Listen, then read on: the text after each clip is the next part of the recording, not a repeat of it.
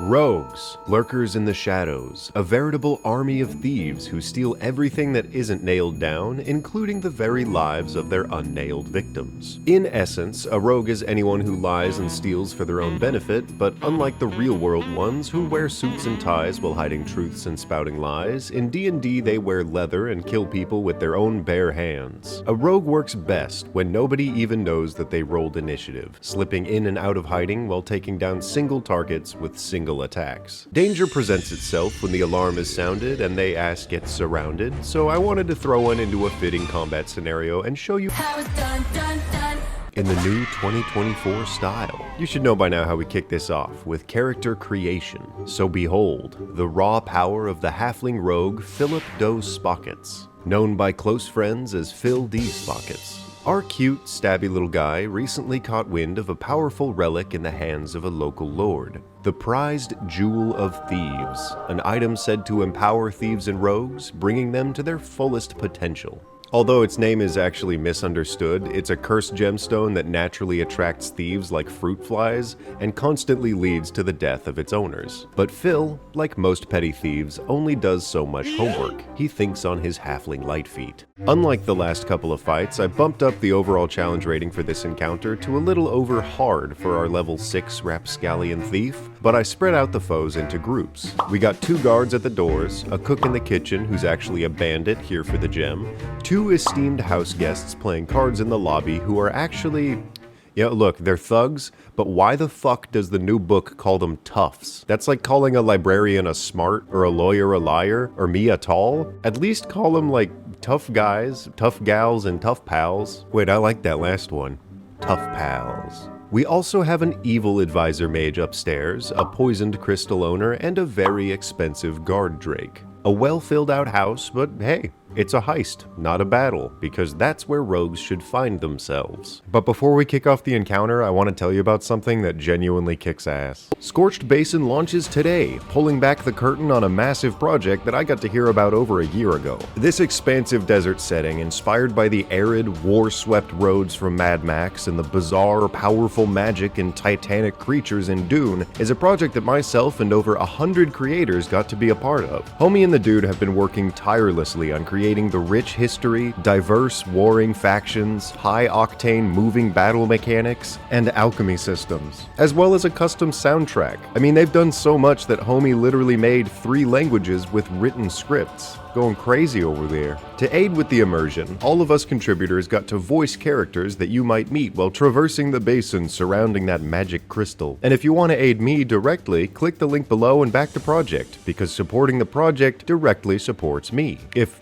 you click my link, so please do that one. If you like immersive settings and crazy passionate teams, grab the kit and lose yourself in the Scorched Basin. Thanks guys, here's the video. Phil's just about done casing the joint and begins his unbroken entry where all good rogue stories begin, in a bush. And now on to our first test. Even though his melee weapons do better damage, this guard is well paid, well lit, and facing forward. But with a good number of stealth rolls, we've got the element of surprise rounds on our side. Also, as a rule of thumb, you should increase your dexterity every goddamn chance you get. I naturally reached a dex of 20 by level 6, so Phil's super proficiency in stealth and sleight of hand is an 11. A roll of 29 beats everything, and our first arrow flies. I'm gonna give everyone initiative really quick. Welcome to the authentic D&D experience, my dear viewers. Okay, the arrow flies. Jesus Christ. High rolls on a sneak attack damage cause the arrow to fly straight into the yawning guard's mouth, severing his spinal cord in 2 discs, pinning him to the wall without more noise than a muted thud. And we're moving on in,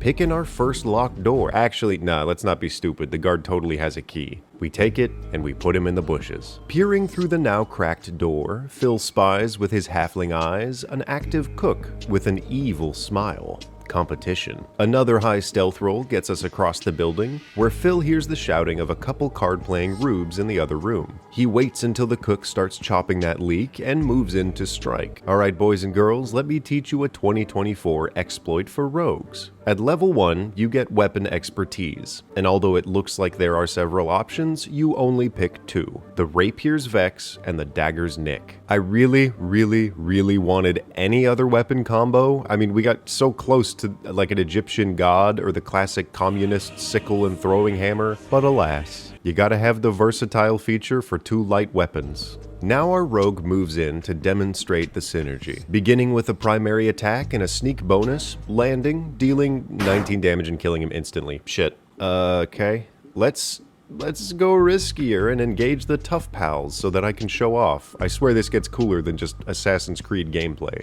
Another successful stealth roll gives us a surprise round, and we stabby stab. The rapier pierces through the tough gamer's cheek just as he plays a 5-ace hand, vexing him. Vex gives us advantage on all attacks until the end of our next turn, which means we get sneak attack no matter what as long as we target the same guy.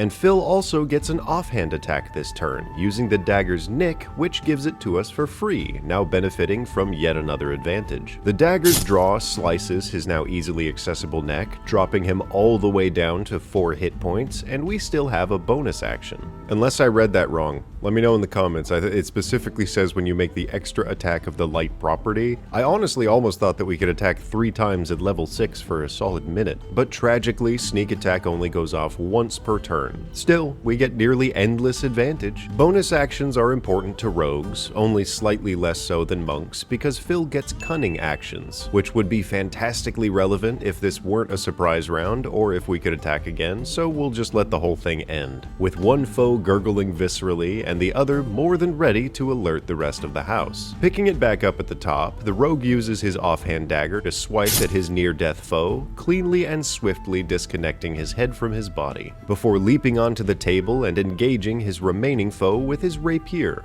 And critting because rogues benefit from an invisible passive called Rule of Cool. But being unable to add his sneak attack to the roll, will cunning action disengage and do what's called in the rogue practice as getting the fuck out of here. Primarily because some genius forced him to attack people that he should have snuck past. The tough pal will loudly scream something between the lines of intruder and murderer, tongue-tiedly shouting intruderer, before pursuing and clubbing Phil D's Spockets for 3 damage, which brings us to uncanny dodge. Rogues can cut damage in half when they see it coming, including certain spells with saving throws, which is nice. So he takes 1 damage. Out the front door, the guard turns, unlocks it, and steps in just quickly enough to see the scene. Let's be polite and give him an attack between the stair rails. That was a little too polite of me, he crit, and I wasted Phil's uncanny dodge. That's 8 damage.